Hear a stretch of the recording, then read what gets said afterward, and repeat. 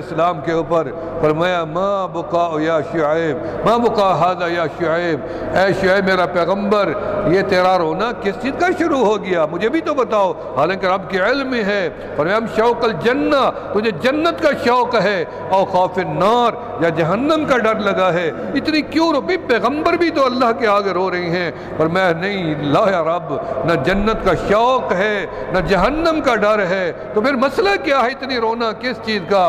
فرمایا یا اللہ مجھے تو تیرے دیدار کا شوق ہے، مجھے تو تیرا دیدار کرنا ہے، میں تو اس لیے تڑپ رہا ہوں دنیا میں کہ مجھے تیرا دیدار ہو جائے۔ فرمایا ہنی اللہ کا لقاء یا شعیب، تجھے مبارک ہو، تجھے مبارک ہو، میں تجھے اپنا دیدار ضرور کرواؤں گا۔ ہم نے اسی لیے تو سوچ رکھا ہے کہ ہمیں جنت عیاشی کے لیے نہیں جانا، اس لیے نہیں جانا کہ دنیا کے غم دیکھے ہیں، وہاں اطمینان سے رہیں گے اور جئیں گے، اس لیے جنت نہیں جانا کہ طرح طرح کی بیماریاں دنیا میں دیکھیں، وہاں صحت عافیت سے جئیں گے رہیں گے۔ ہمیں جنت میں اس لیے بھی نہیں جانا کہ وہاں غلمان ہیں، وہاں حوریں ہیں، وہاں نورانی لباس ہے، تبدیل کرنے کی ضرورت نہیں ہے، شکل و صورت ایک جیسی ہے، قد و قامت ایک جیسی ہے، نعمتیں ایک جیسی ہیں۔ ہمیں اس لیے بھی جنت نہیں جانا، ہمیں تو جنت اس لیے جانا ہے کہ وہ ہمیں رب ذوالجلال کا دیدار کرنا ہے، اور ہم اس کے مشتاق ہیں۔ وہ کون سی گھڑی آئے گی، وہ کون سا لمحہ آئے گا کہ رب ذوالجلال بلا کے ہمیں اپنا دیدار کروا دیں گے۔ وہ کھانے پینے اس وقت تک جنت میں رہیں گے، یہ بٹیر ہیں، یہ شہد ہے، یہ مان طہورہ ہے، یہ ساری نعمتیں جنت میں اس وقت تک مزے لوٹے جائیں گے جب تک مولا کا دیدار نہیں ہوا۔ دیکھو جس نے کعبے میں کعبہ دیکھا ہوگا اپنے اللہ کو دکھائے، اور جو لوگ کعبے پہنچے ہوئے ہیں اللہ ان کی حاضری قبول فرمائے، ان کی خیر کی دعائیں ہمارے حق میں بھی اللہ قبول فرمائے، اللہ ہمیں بھی حاضری نصیب فرمائے ایمان و یقین کے ساتھ، قبولیت والے اعمال کے ساتھ۔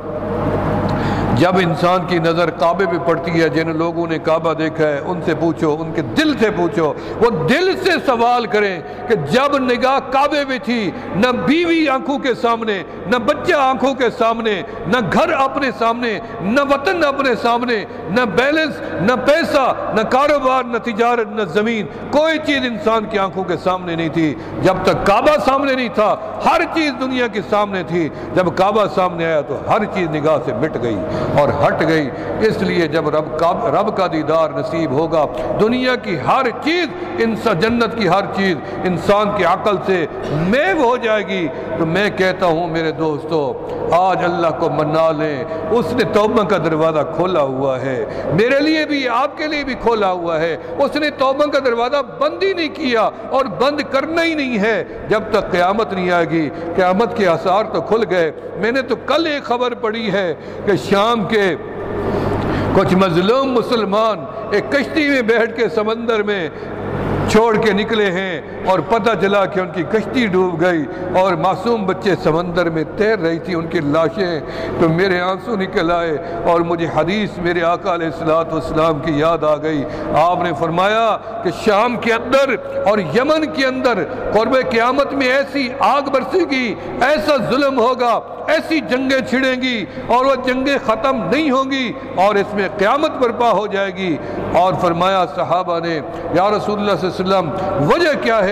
اور فرمایا یہ کہ میں دیکھ رہا ہوں کہ میری امت کے انسانوں کی لاشیں سمندر کے اندر تیرتی ہوئی مجھے نظر آ رہی ہیں، اور وہ بھی تنکوں کی طرح تیرتی ہوئی نظر آ رہی ہیں۔ جب وہ تیرتی ہوئی لاشیں شام والوں کی نظر آئیں تو کملی والے کا یہ فرمان بھی لکھا تھا، کل سے طبیعت بے قرار تھی کہ شاید قیامت کے یہ آثار اب پورے ظاہر ہو رہی ہیں۔ تنکوں کی طرح تنکے بچے تھے معصوم جو اوپر تیر رہے تھے۔ میرے آقا کا فرمان ہے یمن میں جنگ ہے، شام میں جنگ ہے، ختم ہونے کا نام نہیں ہے۔ انسان کو مارتا ہے، مارنے کے لیے بے تاب ہے۔ وجہ اس کی کیا ہے کہ قرب قیامت ہے، انسان میں انسانیت ختم ہو گئی ہے، حیوانیت کا غلبہ ہو گیا ہے۔ جب تک انسان تھا تب تک اللہ کی رحمتوں کے دروازے بھی کھلے تھے، عافیت کی ضمانت بھی موجود تھی، امن کی ضمانت بھی موجود تھی۔ اب تو انسان ہی نہیں رہا، انسان درندے کی شکل میں آ گیا، انسان وحشی بن کے آ گیا ہے، انسان کو کاٹنا کھانا چاہتا ہے۔ لہذا میرے دوستو، آج مل کے اپنے لیے بھی دعا مانگو، روئے زمین کے تڑپتے ہوئے ان مظلوم مسلمانوں کے لیے بھی دعا مانگو جو اپنی جان کے ایک ایک سانس کے لیے لینے کے لیے محتاج ہیں، کہ آزادی سے وہ بیچارے سانس لینے کے بھی محتاج ہو گئے ہیں، کھانے پینے کی بات الگ ہو گئی ہے، اب تو سانس کا مسئلہ آ گیا ہے۔